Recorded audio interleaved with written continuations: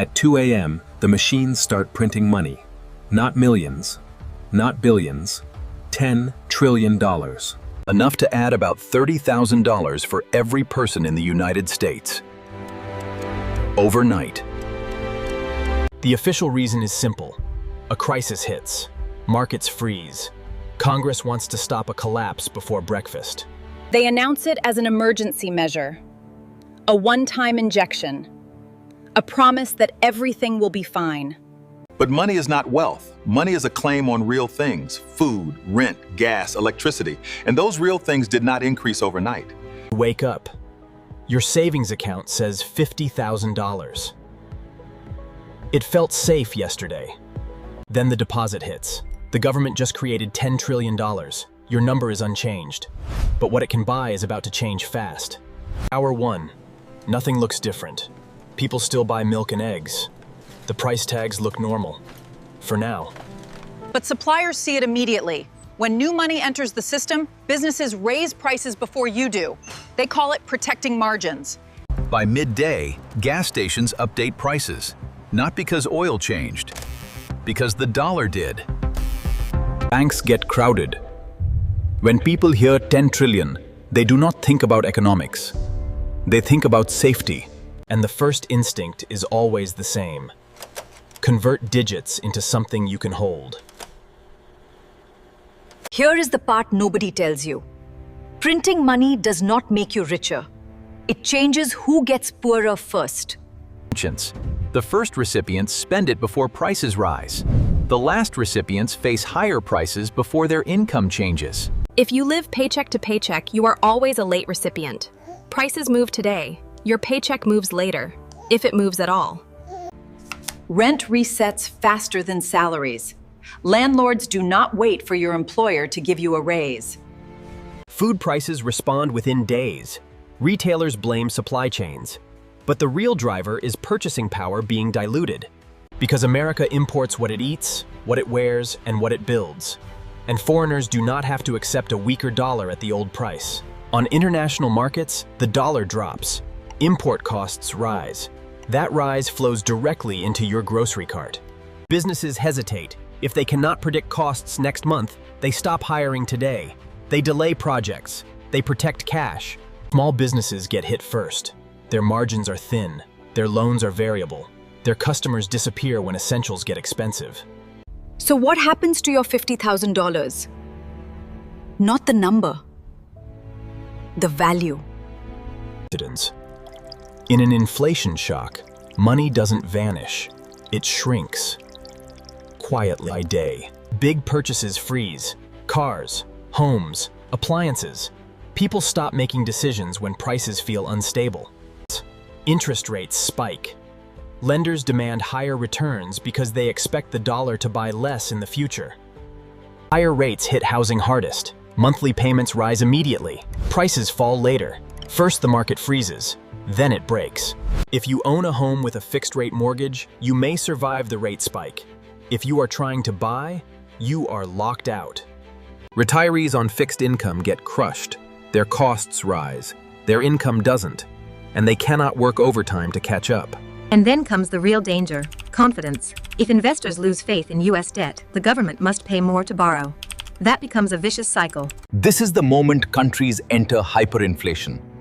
Not when prices rise, when trust collapses. Hyperinflation looks like movie scenes, but it begins with boring headlines and small price updates that happen faster than your brain can adapt. Workers demand raises. Companies raise prices to pay raises. Landlords raise rent because everyone has more dollars. The loop tightens. Then politics catches fire. People don't argue about inflation numbers, they argue about blame. And blame moves faster than policy. Week 1. Shelves begin thinning. Not because America ran out of food. Because supply chains cannot price fast enough to keep up. If you think I'll just wait, you learn a new rule. In inflation shocks, waiting costs money. Buying earlier becomes the discount. So who wins when $10 trillion is created overnight?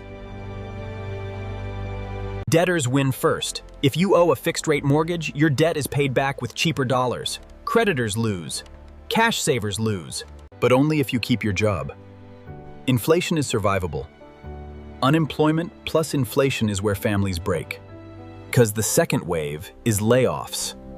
Businesses cut payroll to survive unpredictable costs. Markets get volatile. Your 401 swings violently because stocks are priced in future dollars. When future dollars are uncertain, everything reprices. Now we answer the question in the title.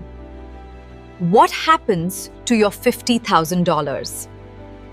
If inflation runs 20%, your $50,000 buys what $40,000 bought a month ago. If it runs 50%, you lost a year's savings in one season. People flee to hard assets, gold, land, anything real. But in a panic, the best assets are purchased by the people who already had money before the printing began. As trust erodes, governments do what they always knew. They try to control prices.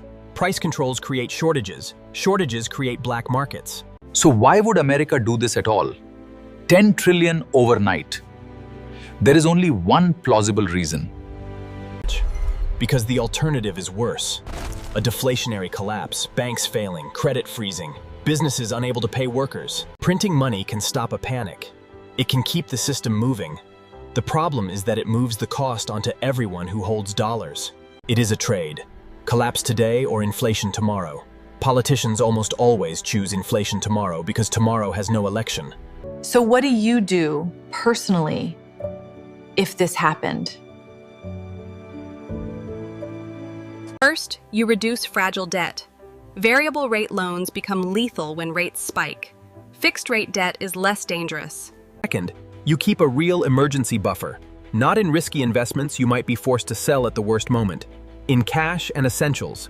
Third, you diversify out of pure cash. Broad index funds, inflation-protected bonds, and real assets historically survive better than dollars sitting still.